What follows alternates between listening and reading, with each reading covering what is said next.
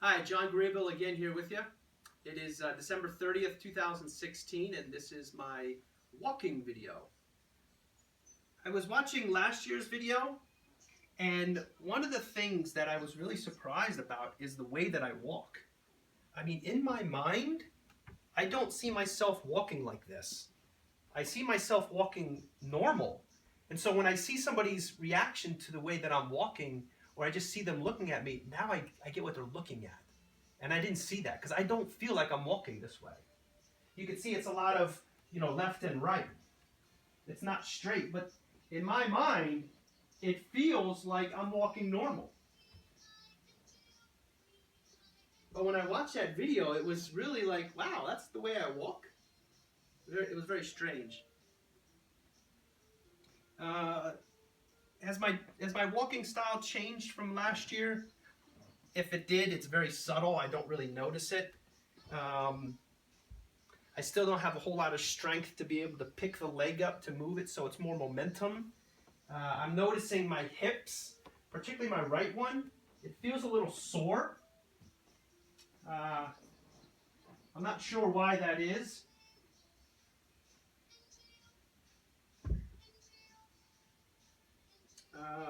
And the heel ball toe, that I can't remember the last time I walked like that. So this is more just kind of patting my feet. It's the same thing as all the other videos that I've done. There's really no difference, except for maybe at times I feel slightly off balance, going left to the right just a little bit too much, and then I have to stop walking. I still kind of walk a little bit slower when I'm out, just in case if I lose my balance. It's just a lot easier to regain it if you're going slower as opposed to walking faster. I'll notice sometimes as well when I'm walking, I want to go in a straight line or something. Sometimes I'll veer off to the left or to the right a little bit more than I want to. That's just because I lost my balance. I notice in my feet, my ankles, because I'm landing on the sides and pushing off, they tend to get a little bit more tired. And so I get a little bit more winded, I get a little bit more fatigued, and it's just harder to walk. There's no bending in the knees. It's really, once this leg, either leg comes forward, the leg is completely straight. One thing that I really want to point out that I think has really made a difference in my walking, even in standing, is to make sure that you're standing and you're pushing through the heels of your feet. I've said in previous videos about this idea of leaning forward and pressing on your toes. That's terrible. That's when I notice that I'm having trouble standing. But as long as I push through my feet, then I'm able to feel more grounded. Also, if I step on something, maybe before I would be walking and I would step on a little stick and I would fall to the ground. Now, with Chloe's toys, sometimes I'll step on one of her little stuffed animals or something and I don't fall. And I think it's because, I really do, I really feel that it's because I push through the whole foot.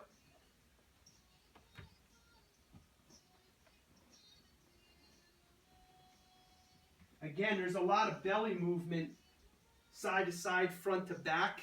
I said last year that I had some lower back problems from walking. I haven't experienced that this year. I don't know if I'm walking less, or maybe I'm just pulling my abs in more subconsciously. I just don't know. But I don't have that lower back pain on a consistent basis.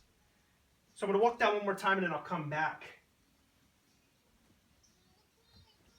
This is another reason why stretching is really important, because you have to keep your ankles flexible. Not only that, you got to keep your legs and your whole body flexible, because if I were to fall, if my body's feeling more loose, then I'm going to be less likely to injure something.